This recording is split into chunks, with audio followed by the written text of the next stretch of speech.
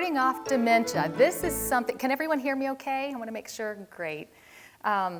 This is just a topic near and dear, I think, to a lot of us, because I bet all of you know someone with dementia or have known someone with dementia. So it is just so common.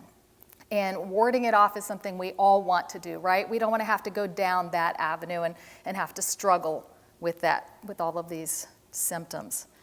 All right, here's our agenda for today. We're going to be talking about what is dementia, what is normal aging versus dementia. A lot of times we're not sure, is this normal? Should I be experiencing that? So we're going to talk about a few of those things. The risk factors. Can dementia be prevented? That's a big one. That's what we all want to know, right? And we're going to learn ways to improve your memory. Starting out, dementia, it's an umbrella term. It's not actually a disease, it's more like the symptoms that it's explaining. So it's this umbrella term that just means that it's affected, the mind, affecting the quality of life. So with dementia, there's over 100 different types of dementia, which is incredible. Alzheimer's disease is the most common. 60 to 80% of dementias are Alzheimer's. Vascular dementia, about 10% of the dementias are this. That's when it affects blood flow to the brain. And then there's other dementias, some of the more common, Lewy body, frontotemporal, and mixed. Have you ever heard of mixed dementia? So mixed dementia is actually just more than one type of dementia. And that can happen in a lot of cases. Some people could have Alzheimer's and they might have vascular dementia at the same time. And unfortunately, when that happens, it speeds up the process and you see these symptoms a lot quicker than you normally would. So, all right, let's talk a little bit more about what is normal when it comes to forgetfulness with aging and what is not. So I hate to say it's normal to forget as we age, but it is normal for a lot of us to experience some forms of some mild forgetfulness. Like, where did I put my keys? You walk into a room, why did I come in here? How many have done that? Walked into a room and you're like, oh my gosh. Well, and then I've actually walked back out and tried to walk in on the same steps to see would that help trigger my memory. Yeah, it's kind of crazy. Forgetting the name of an acquaintance. You meet somebody and then 5 seconds later you've forgotten their name. Honestly, our brains didn't take the time and make the effort to remember that name to begin with. So it's hard to remember those acquaintances. Now, if you're forgetting the name of a close family member, someone that you always deal with, and you've done that more than once, then it might be something a little more significant that maybe it's time to talk to a doctor. If you're occasionally forgetting things, events, you missed, oh shoot, last night was that really, I wanted to go to the play or whatever, and you even had tickets for it and you forgot, but maybe your mind was on something else. It happens to all of us, especially when you're distracted. If you start doing it more often, or you become confused about even what time of day it is, or about people, places, things like that, obviously that's a little more concerning, so you need to speak to your doctor then. I mentioned about keys, glasses. Oh my gosh, keys or glasses, that's the biggest one. My husband he has several pairs of glasses and he still can't find them. It's worse when they're on his head. He actually has them and he's looking for them. Has that ever happened? I did that with my son one time. There were sunglasses right on my head. Now, in my defense, us ladies, we sometimes will wear hair things, right? When it's up there, you can't feel it after a little bit. So my poor son was helping me look all over the house for a pair of sunglasses. Finally, he said, Mommy, can't you just wear the ones that are on your head? And I'm like, he goes, no. He thought I was looking for a special pair. So it happens. It can happen from time to time, especially when your mind's on something else. But when you're starting to confuse, like a phone, pick it up to change the channel, or vice versa, you pick up the remote and you go to answer it. Now, if you've done it one time, it's funny, but if you start to do it a few more times, that becomes something that is a little bit more, it's disconcerting. So that would be time to talk to the doctor. If you're getting lost while driving in an unfamiliar area. I mean, we've all gotten lost, right? You're driving somewhere, even if Google is telling us which way to go, I still make Google, poor Google. I mean, I'm glad these things don't have attitudes, because I'd be driving along and Google, sometimes it does say drive straight, but it has to recalculate because I missed the turn or whatever. So it happens and you're in an unfamiliar area. If it's your own neighborhood and you're getting confused on how to get home, that's a little bit more concerning. Again, that's when it's time to talk to the doctor about this. If it takes longer to learn something new, oh my gosh. Has anyone been taken like a new language recently and tried to learn a new language? Oh, it was so much easier when we were kids, and even teenagers. And as adults and as we grow older, our brains just don't I think our brains are just stubborn. They're like, no, English is fine. We don't need to learn this other language. It just doesn't seem to want to pick up on it. It takes us a lot longer to learn something new. But when you begin repeating the same questions over and over, asking someone within 5 seconds or 5 minutes or whatever, and it's the same question, you truly don't remember asking that question, and if they say, you just asked me that, that might be a sign that it's time to talk to the doctor. When your loved ones are not worried about your memory, then it's probably the normal aging. Loved ones, when they're concerned about the memory and they're saying to you, I'm a little concerned, take it seriously. Talk to the doctor, because you can slow that progression down. All right, there are some dementia risk factors. Genetics, some of the forms run in families. Medical conditions. Did you know there were certain medical conditions that make you more susceptible to develop dementia? Your lifestyle, sleep. Sleep can cause dementia? Well, maybe it doesn't cause it, but it certainly can increase your risk if you're not getting enough sleep. And all of these things we're going to talk about here in a little bit more depth.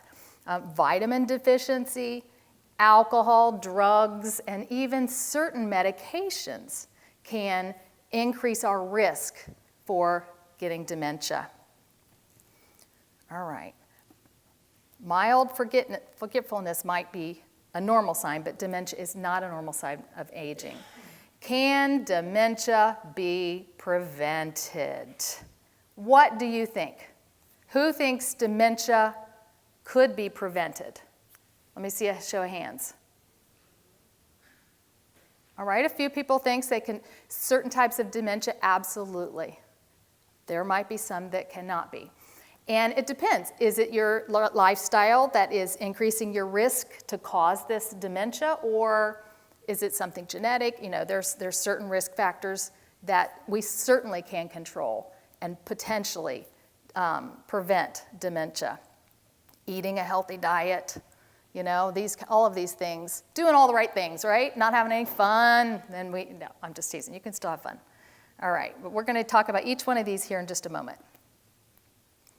All right, I'm going to go over to, there's this cool little thing. Yeah, here we go. Aging, laser, my cat would love this. So, aging factor. Okay, these are things we cannot control. Age, well, no matter how many times you go to the plastic surgeon, the age is still on your birth certificate, right? Can't change that. Genetics, can't change it. Existing medical conditions, something, if you're already type 2 diabetic, sure you can control those symptoms, but you are type 2 diabetic. And so those things can increase your risk for dementia. High cholesterol, high blood pressure can increase your risk of dementia. But guess what? Over here, look at this. 75% of it can be controlled. You can control your environment. You don't have to, and by environment, things like keeping the house real noisy, or you can kind of control those things around you, make it more conducive to calming and reduce the stress, in your life, that kind of thing. Lifestyle. So how active are you? You know, how much exercise do you get? And again, this is just an overview, but we will talk about each one of these. And your behavior, you know, you're going to be drinking every night. Yeah, you're probably going to end up with some type of dementia. Alcohol and the brain, they just don't work together very well. All right, so food. Food, we all love it. But the healthier the food, the better for our brain. Could what we eat actually affect our brains? I mean, does that even make sense? You putting it in your mouth, how's it get to your brain? You know, but it really can. It really can. It has an impact on how we, the foods that we take into our body impacts everything, including our brain. It can cause, certain foods increase the inflammation, you know, within our body and can cause problems all the way up into the brain. Sorry, I'm losing my train of thought here. My little clicker, maybe I should use this because I clicked off of it. Okay, so the MIND diet. Who has heard of the MIND diet? Do you know what this is? Anyone in here? No one. What about Mediterranean diet? Have you heard of a Mediterranean diet? Yeah, a few people. Mediterranean diet, that's a lot more common, right? Have you ever heard of the DASH diet? DASH diet for high blood pressure can keep that salt down, the sodium. So the Mediterranean diet has a lot of fish and vegetables and things like that, right? The DASH diet, low in sodium. So the MIND diet is basically those two mixed. And that is what they have found, experts have found, helps the most with preventing dementia. Let me get a drink of water here. So eating, the MIND diet is basically rich in vegetables, fruits, whole grains, olive oil, beans, fish, and it has shown that it can help decline that, you know, slow down that progression of Alzheimer's. Someone that even already has Alzheimer's, it can help slow that progression down. And it can help protect against getting it in the first place. All right, so diet is very important. Exercise. Exercise is very important. It is recommended we get 150 minutes every single week of some type of activity, of moderate intensity activity, which could just be walking. If you want, you know, that counts. So 150 minutes every single week. If you do the math, somebody do the math for me. What is that every day? 7 into 150. Who's going to yell that out? Nobody. Okay, so somewhere around 20, 25 minutes at most is what I'm getting per day. I don't remember the exact math. So yeah, put you on the spot, didn't I? Yeah. So it's really not that much activity. And, you know, you're not only going to help your brain, you're going to help your muscles, your skeletal system, everything. You're just going to be healthier overall. But so trying to get that 150 minutes. So take 2 walks a day.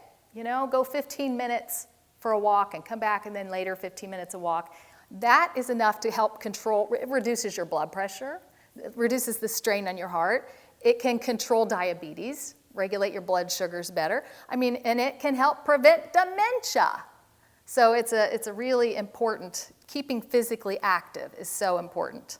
And even after someone has, like any type of the dementias, has, let's say, Alzheimer's, activity has been shown to slow down the progression of their brain, you know, loss, and it just helps with memory all around. All right. So this is just some suggestions you can get for endurance training. You know, you could go swimming, and it helps your heart and lungs to get stronger. But all of this is going to help your brain. Your flexibility, the stretching. This is really great. So doing stretches every day, and you obviously, oh my gosh, this is crazy. Who can do this? Who can do this in here? Anybody? Oh, of course, a couple of you can. Show-offs. So I could touch my toes if I take my shoes off, you know. But actually stretching can help your brain. And do you know how? It's going to reduce your stress. It's going to help you feel calmer, you know, and just all around a better mood that you can be in. So it's very important. Balance is important. We need good balance to be. We don't need to stand there like and do a tree pose or whatever that's called, but balance can help prevent falls. Once, if you've had a fall and you've been injured, you're going to increase your stress. You know, it's just a whole traumatic experience, even for and it causes a taxing event on your brain. So it can increase your risk of dementia if you're having a lot of falls. And then, of course, strength. We need those muscles to be stronger so that we can do the things that we need to do. All right. Sleep. Who gets 7 to 9 hours of sleep each night? Who? Oh, I love seeing these hands up. I love it. Sleep is so important. My supervisor, Janella, she will know. Sleep is so important. Sleep is when, you know, when we're asleep, our brains are actually active. They don't shut down. Our brains are repairing and preparing for the next day. Our brains are working through our problems. They're helping, and while our muscles are all our muscles kind of do the shutdown and get restored from all that activity that we did. But if we do not get enough sleep, if we don't get at least 7 hours every night, you are straining your brain. Your brain is working harder than it needs to. It doesn't have the time to restore. There are those few people that don't need quite that much, but really, they have found that people have higher risk of dementia. There's more dementia cases of people that don't get 7 hours of sleep every night. So one good way to try to lower your risk of dementia, get your sleep. If you're struggling to get your sleep, try to go to bed at the same time, get up around the same time, keep the room nice and dark, and maybe about an hour before bedtime, dim the lights a little bit. You don't want to watch TV and then immediately go to bed, and don't turn your TV on if you have one in your bedroom, because that light, and especially the blue light, it wakes up the brain, and you want the brain to be restored and prepared and ready for sleep. So you want to tell it, this is time for us to sleep. You don't want to play loud music, play something calming, or maybe read a book or something like that. Do some sort of a routine every night to help prepare you for what's to come, for the sleep cycles that you want to go through, and that will help. All right, as I just mentioned, I went through all this. We're going to go over this. Get up at the same time, go to bed at the same time. Take an evening walk before bedtime, but not immediately before. Establish that bedtime routine, help prepare your brain. Comfortable bed, oh my gosh, yes, we don't want a hard bed. Make the room cool and dark, and then maybe take a relaxing bath. So the cool and the dark, ideally, we sleep best between 65 and 67 degrees at night. So I sleep with my window kind of cracked, even when it's really cold outside, because I like the blankets. So it helps our bodies to calm and slow. Our heart rates need to slow down, our breathing slows down, everything slows down at night. So these are some very helpful hints to help you improve your sleep. And things you don't want to do. You don't want to eat heavy right before bedtime. Blue light, like using your phones or the computers, things like that. You don't want that like on your lap right before you're going to bed, because that's going to wake your brain up. Your brain says, oh, time to wake up. You don't want to do hard training like weightlifting immediately before. And honestly, any kind of exercise, if you're going to take a walk, make sure it's about 2 hours or more before you go to bed. If you do it less than that, it kind of wakes our bodies up. Limit your alcohol. Don't smoke. If you're a smoker, don't do it before bed. Actually, smoking increases your risk of dementia. So for the sake of this whole presentation, don't do it. Caffeine, that wakes our bodies up, right? So we don't want to do that right before bed. And then stress, and this is a tough one, trying to reduce the stress.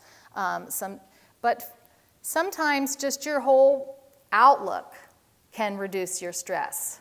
If you get so frustrated because you have a family member that just, maybe it's your spouse, and they just refuse to close the cabinet door and it drives you nuts. And you're like, what? You know, we've been together 40 years. Why can't you do this? Well, guess what? You can't teach an old dog new tricks, right? They're not going to do it. So if you say, oh, you know what? Instead of stressing out my body, maybe I'm going to just expect they're going to leave this door open. And if it bothers me, I'll close it.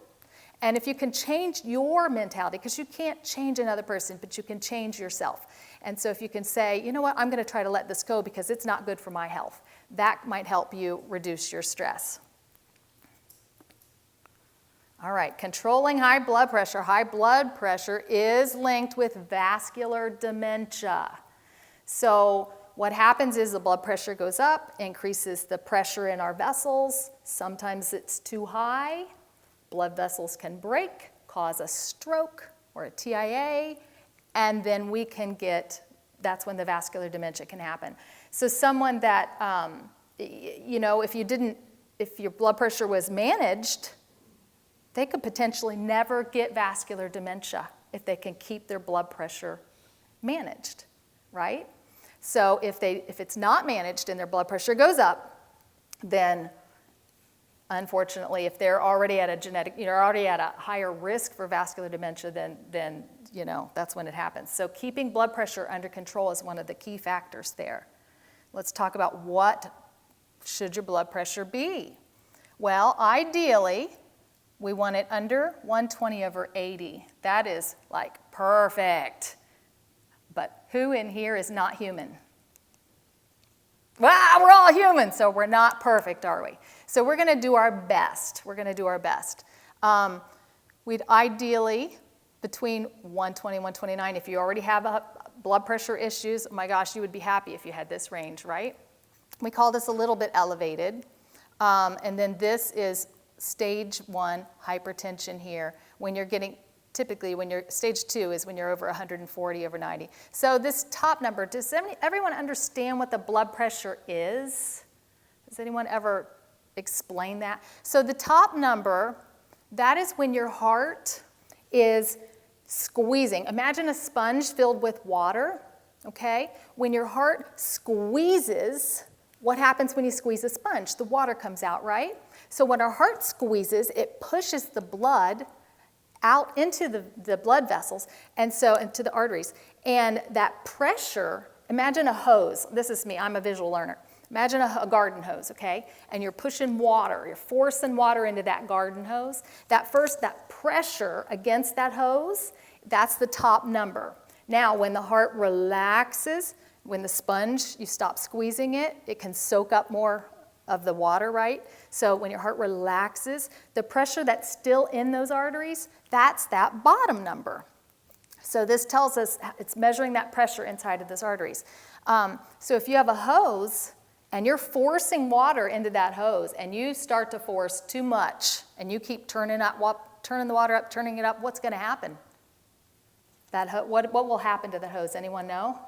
Yes, it's going to break. So if it's up in your brain when it breaks, that's the area it breaks, stroke.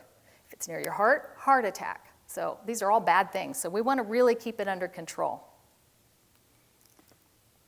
All right, here's another thing that helps. Staying connected with loved ones reduces the risk of dementia. And so by loved ones, I mean people you really want to spend time with. I don't mean necessarily family that you have to spend time with, but so staying connected. Just that connection, loved ones, friends, you know, right here, all of you, we're all connected because we're all in the same room. You came out, you know, you braved the elements. It was freezing out there, and you're getting together, and we have a little bit of a bond here, and that helps strengthen your brain because you feel like you have a purpose today. You know, you had this presentation I want to go to, and you're going to sit next to someone, and you know, so getting out there and getting around people and connecting, that actually can help your brain. It says there's a 27%, well, it's not on there, 27% higher risk of dementia for people that are socially isolated. Those people they're hermits, you know, the ones that stay in the house and never want to go anywhere. They increase their risk for dementia by 27%. Isn't that crazy? something that's so easy to fix. Just get out. So here's some ideas on how you can improve your social connections. Joining a group. Well, we're not necessarily a group, but this to me qualifies because you're getting, oh, and look, who has a pet? Who has pets? God. Oh my goodness. Only a handful of people have pets. Wow. Well, getting a pet is a great way to calm your body, lower your blood pressure, lower your risk of dementia. So or maybe you could just go visit someone that has a pet. You could do that because it would have the same effect. And then teaching someone something or even learning something yourself. Either one of that can help increase, well, teaching someone, you're going to improve your social connection, but to help your own brain, learning that new activity too can help. Volunteering. Hey, look, you could volunteer at the pet place and you got both of them. Now you're really doubled with your social connections. Using technology, staying connected. Who has a smartphone? There we go. We got some hands. And so do you get on social media with your smartphone? We don't want to do it too much because it can really make us mad, right? Some people, But some of those things, seeing the silly animal things, that they do, can make you laugh. That's definitely beneficial for your body. And you share a smile. You know what? I'm just going to do an experiment. Ready? It's working for most of you. I smile, you smile, right? You're like, she's creeping me out. So, but it works. If you smile, you go outside and you smile at someone, 9 times out of 10, they're going to smile back. And when you smile, it actually increases your mood, improves your mood, gets you out of that, how that negative stuff, gets rid of all that. So you can improve your brain just from smiling. As long as you're not going, that's how my husband smiles. Men. Nope, sorry. There's a lot of men in here. So, all right. So, improving your mental and emotional health. So, I don't have smile on here, but yes, you can. Giving 8 bear hugs each day to a loved one can actually improve your mental and emotional health. Now, do you have any idea how long a bear hug should be? How long do you think? You're going to physically improve your brain by giving a hug of around 20 seconds. So now I'm going to tell you, 20 seconds doesn't seem like much until you're standing in the middle of a restaurant with a friend and you say, I'm going to give you a hug for 20 seconds. And she says, okay. Oh my gosh, you start creeping people out nearby and you're like, that was only 10, okay. But 20 seconds bear hug to your loved one. You can do that in the confines of your own home. And it's amazing. You just feel so much better after you've done that. Trying to laugh at least 15 times every day. So you got to find something. So now if you're stuck in your house, you might not find as many things to laugh about. But when you get out, oh my gosh, there's so many more opportunities to find silly things out there. Do something you enjoy. Reading or watching a movie, doing a craft, all of these can improve your mental health and your emotional health.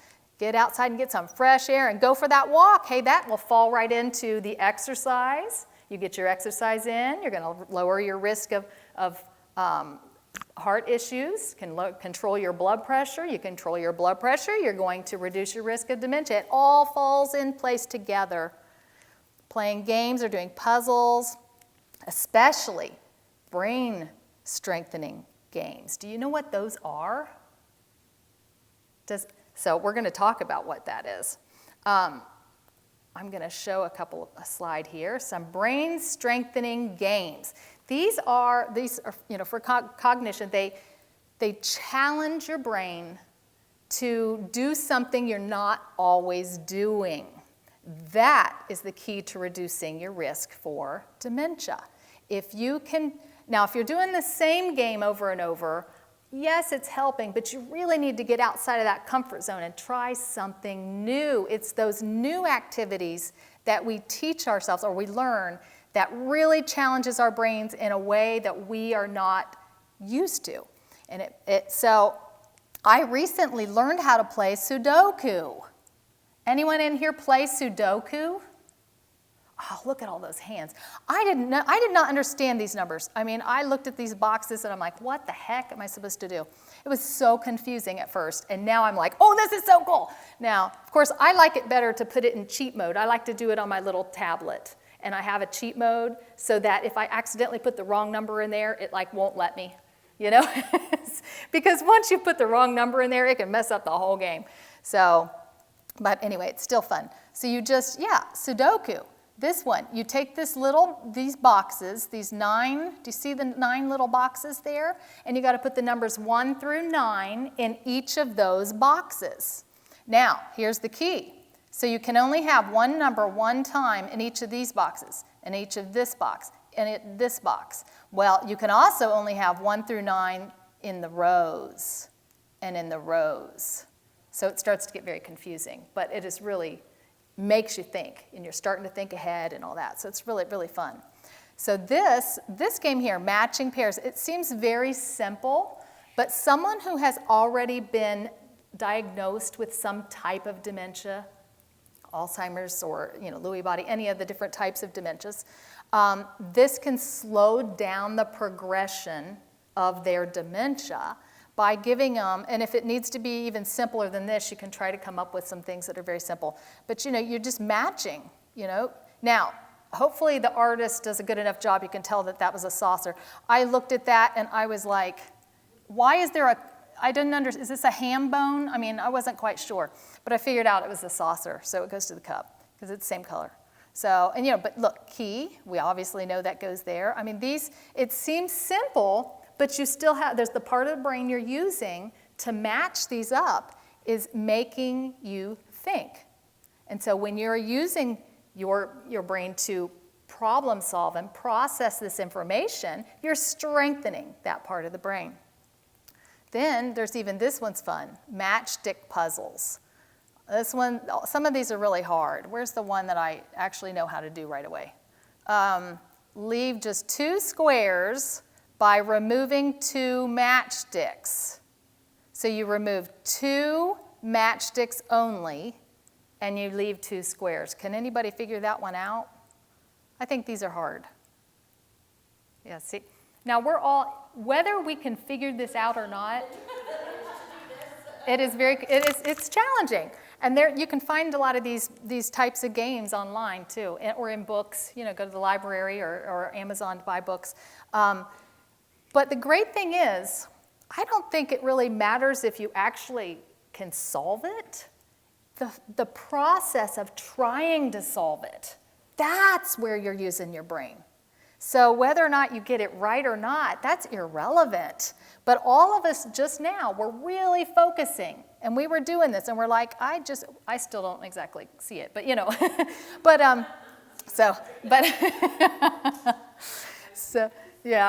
there was one I was doing, and I had so much fun. I was showing my son and my husband, and I'm like, but I tell you, the younger brain can figure it out a lot quicker, I'm just going to say.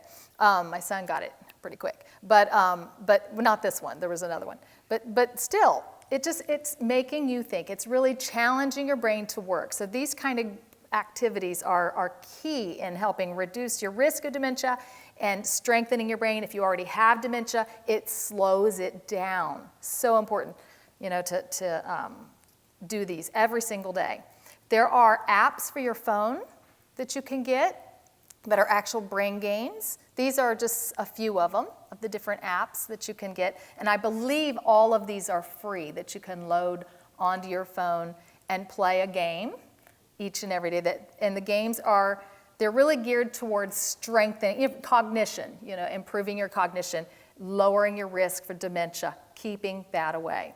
Now, what happens if you've done all these right things and maybe you're among that 25%, that's is destined, unfortunately, has the genetic, you have a link, you have a first relative that has dementia, your risk is higher, We don't know for sure if we're going to get dementia, even if we have a first relative that has it. But if we've done all the right, we're eating healthy, we're getting our exercise, we're trying to sleep, we're strengthening our brain, we're doing all these things, and we still go to the doctor and find out, and they label us with dementia. What do you do then? What do you do? Do you panic? Well, first you're going to panic. But then you're going to come to your senses and realize, hey, I can make the best, I can slow this down with a lot of these things we were talking about. But here are some tips for dealing with if you already have some forgetfulness issues. We talked about learning a new skill right there. Learn a new skill or a new, pick up crocheting if you never did that. Or just doing something. Ask your friends. Do you have any hobbies? What do you do? Maybe you can try their hobby and see if you like it or not. Trying to learn something new. Following a daily routine. So this is so important, and it helps with dealing with forgetfulness. If you know that you're supposed to do something, 10 in the morning and noon and that kind of thing, it helps you to kind of keep on track, and it helps straighten your memory. You don't have to put so much effort in trying to think, what was I supposed to do this afternoon, or even keeping notes. Making the to-do lists. I'm a big one for to-do lists.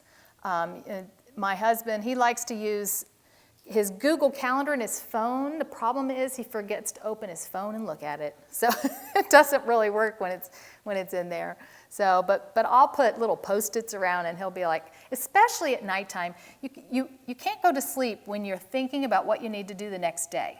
You just can't, can you? I mean, your brain is like, so I find that if I I don't care how cold it is, I'm getting out of bed, I'm going to write this down, I'm going to leave myself a note right at the table where I always sit in the morning, and I'm going to go back to bed. And now it's out of here, I can rest, so I can get that restorative sleep that I need and not worry about remember what I have to do in the morning, because I don't want to forget that. And so that's a good thing, good little tip. Trying to put everything in the same, we have a key basket. Took my husband, oh my gosh, it took him so long to catch on to this key basket.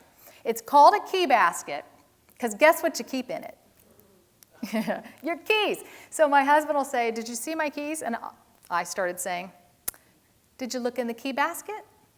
And he'll look, he'll say they're not in there. Oh, well, if you'd put them in there, you might have found them. So, yeah, that wasn't very nice. But I did it anyway, and it worked, and now he does. He uses that key basket religiously, and he doesn't lose his keys, which is pretty cool. And then now, staying involved in activities, taking a yoga class or something along those lines can help you calm your body, and it can just help you feel connected to everybody. There's the volunteering in your community. Go to that pet store, or not store, but SIXA or Humane Society, somewhere like that, and visit the animals. Go to church if that's what you like to do. Spend time with your friends and family, those that you enjoy, because you don't want to get stressed out. Getting enough sleep. And then, now I like 9 hours of sleep, to be honest, but some people function fine on 7. Exercising and eating well. Preventing or controlling high blood pressure. And then this one, avoiding or limiting alcohol. So, even for your heart, they say one drink, like one glass of wine or something is supposed to be good for your heart, the red wine. But you really don't want, if you're doing it every single day, I mean, granted, it might be good for your heart, but it's not necessarily good for your brain. So really limiting that alcohol can help your brain health.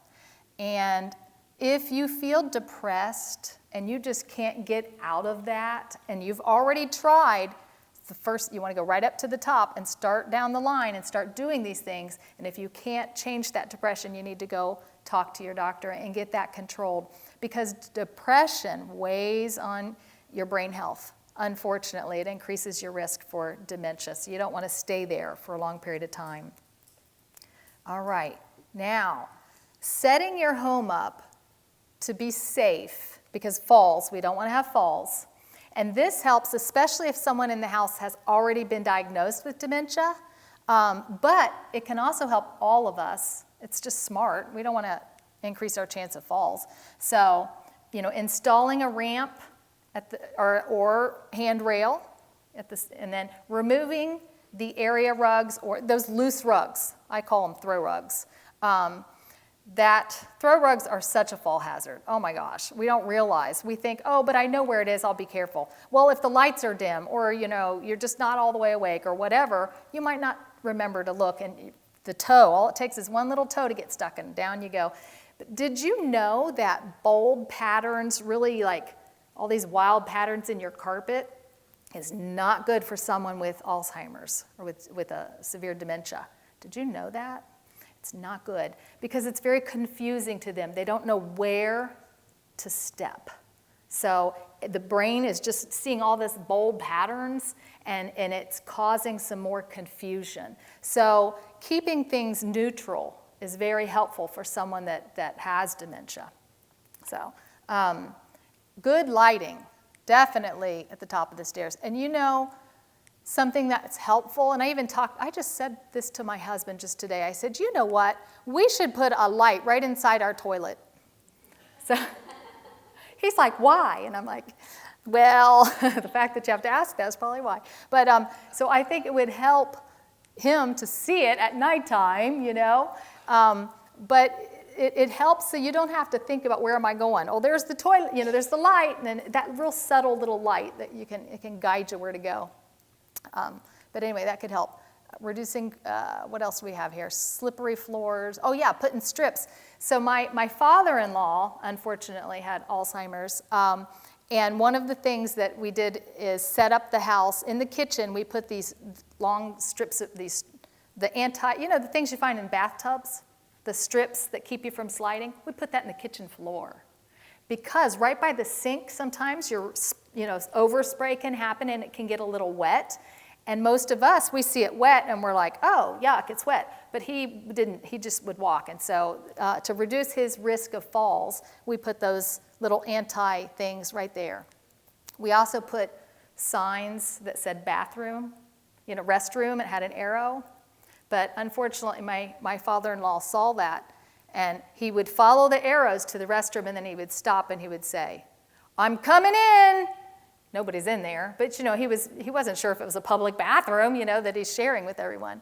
But it worked, guiding those little notes.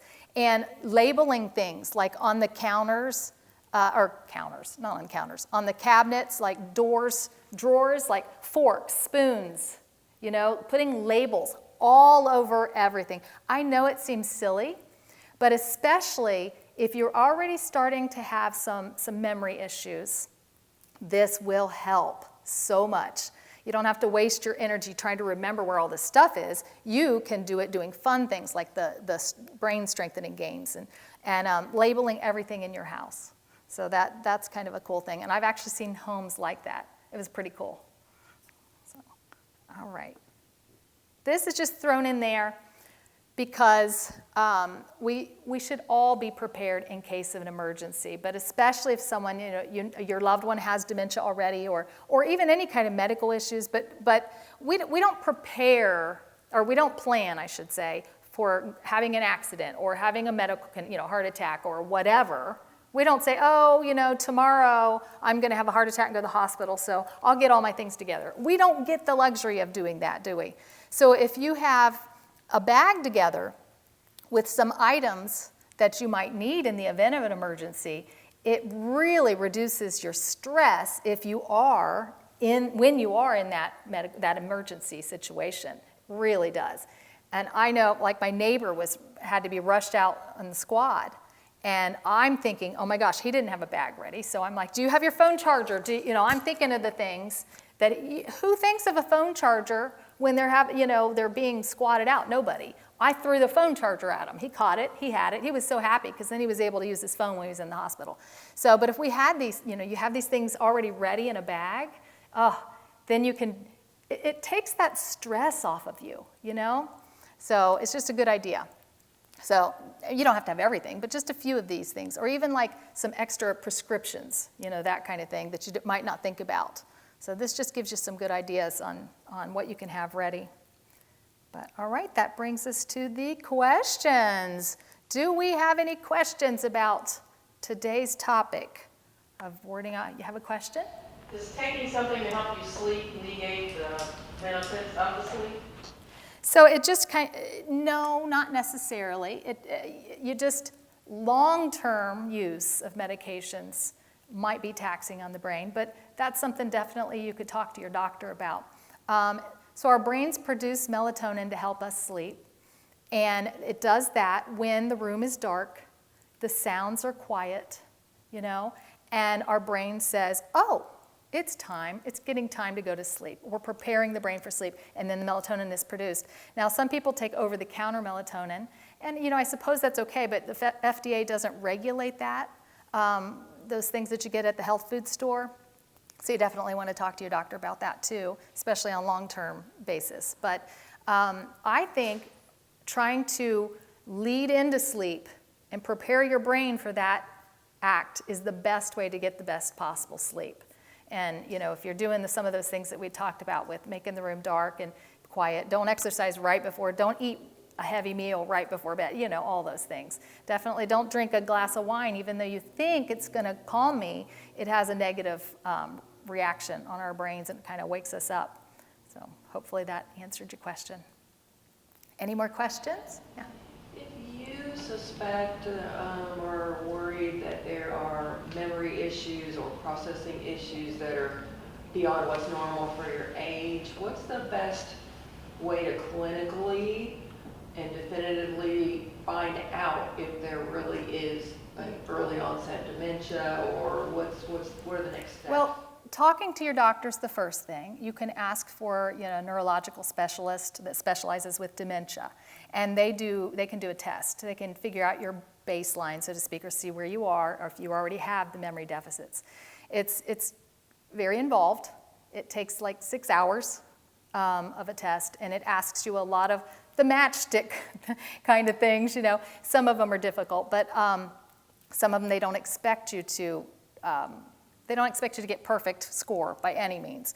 They just want to know your processing, how much time does it take for your brain to process, and it kind of helps you to see where you are in relationship to what is expected for your age. And then at that point, if they feel there's an issue, then they can begin slowing down that process there's certain medications that can be given to slow down the progression of even Alzheimer's. And each day they're studying and learning more, so hopefully one of these days we won't have to be dealing with this. I guess this will be a doctor question, but I mean, I was worried when you take one medication, there are 50 side effects, so you have to balance that, I guess, but are there, I don't know how safe. So they usually they look at, okay, the possible side effects. Does the benefit outweigh the side effects this is going to cause? And maybe the side effect could be it increases your blood pressure. Well, walk, go on that MIND diet and reduce the salt with the DASH diet, and there's things you can do to counteract some of those symptoms. Do they do, is there MRI or PET scans or something that, again, definitively says, yes, we physically see something? Yes, they can do that. They can see. But again, dementia is a symptom, not a specific disease. But they can see plaque buildup or the amyloid. They can see some structural changes in the brain. If it's progressed far enough. But, going on how you're feeling, honestly, you change some of the lifestyle, you might be amazed at how much better you feel and how much clearer you get rid of that foggy-headed feeling. And then, sorry, I have one more question. Uh-huh. Sugar. I do all those right things. Uh-huh. But I have problems with sugar. I mean, I don't have diabetes. Actually, when I get my sugar tested, it's actually fine, even on the lower end of things. Right. But I love to eat sugar. And it's worse at night. And I know that's not good for your brain. And so I don't know what you're... And you're correct, but I'm not going to say I don't eat sugar. But so we crave what we eat, and we eat what we crave, and we get stuck in this cycle. So breaking that cycle is possible, but you have to really, really want to do it. And really, sugar is not one of the food groups.